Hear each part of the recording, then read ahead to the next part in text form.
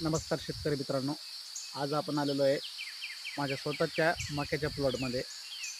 मित्रांनो, आपण जर बघितलं तर हे मागं जो दिसतोय तो माझा पूर्ण मक्याचा प्लॉट आहे. मित्रांनो, एक गोष्ट लक्षात ठेवा, हा जो मक्याचा प्लॉट जो आहे, तुम्ही जर निरीक्षण केलं तर तुम्हाला एक गोष्ट अनुभवायला भेटेल. याचे जे स्टंप जे आहेत ते अतिशय स्ट्रॉंग आहेत. याचा अर्थ काय, आपल्याला जे याच्यातून उत्पादन भेटणार आहे तर ते निश्चितच चांगलं भेटणार आहे. मित्रांनो, या प्रकारचे स्टंप जर बनवायचे असतील तर खताचं योग्य नियोजन आपल्याला करता आलं पाहिजे. आणि त्यासाठी एक गोष्ट लक्षात ठेवा, आपण याच्यामध्ये आतापर्यंत कधीच युरिया घेतलेला नाही आहे.